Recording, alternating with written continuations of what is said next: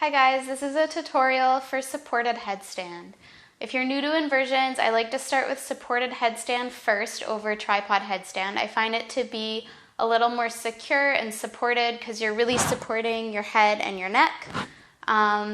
So if this is your first time trying an inversion, this is a great place to start.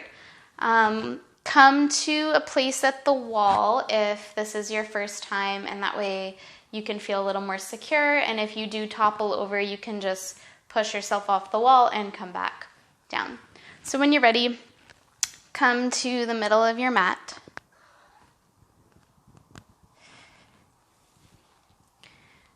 You can start just in a comfortable seat on your knees, and we'll grab opposite biceps. So this is going to be like the width of your forearms on the mat. So not elbows, you want the biceps. It'll be just a little closer together. So grab opposite biceps and then place your elbows down on the mat and then clasp the hands and place the hands on the mat. So biceps and then clasp the hands, and that should be your width right there. So you can get a feel here. You can kind of push into the mat and it'll turn on the front body, turn on the chest and the inner arms. So those are the muscles you're going to want to use. So a lot of the weight is actually going to be in your arms and not on your head. Next, you'll find the kind of flat spot on the top of your head and place that down on the mat.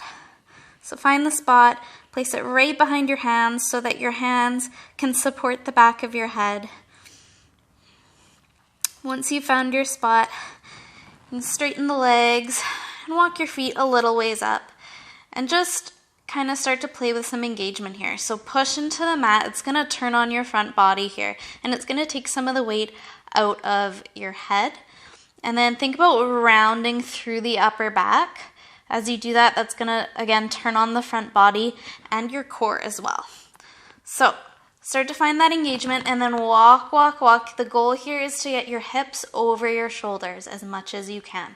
That's going to make it just like a nice weight transfer versus trying to like hop up, which you can take a tiny little hop, but the more control, the better, especially with your head and neck. So walk your toes up as far as you can, hips up over your shoulders, and then just play with kind of transferring the weight. Draw your belly button into your spine to engage the core. You can play with this transfer of the weight. If that's, a lot for you, just build some strength here. It's a really good place to be. You want to go a step further, extend one leg up overhead. Again, you can build some strength here, keep the engagement. And then go back to that weight shifting and then shift the weight, maybe tiny little hop, but nothing major. Transfer the weight and get your float. Then maybe you can bring your bottom leg up to the top.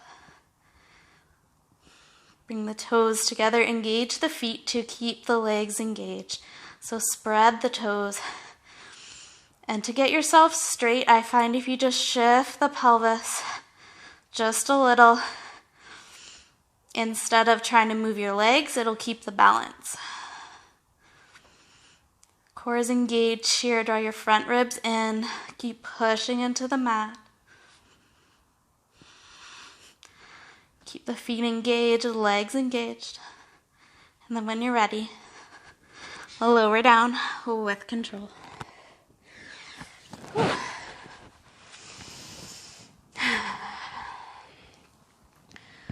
So if you didn't get all the way, that's okay. Keep practicing. But any of those steps in between, use those steps to build strength, whether it's just transferring the weight with both feet on the ground or just extending one leg and then switching legs and practicing there.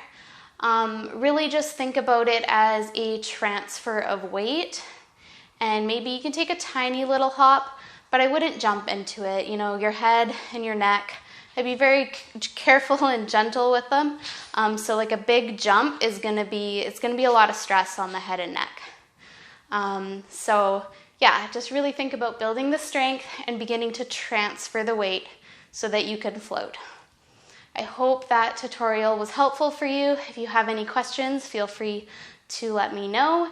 And if there are any other tutorials you'd like to see in the future, drop a comment below in the comment section. Thanks for practicing with me today.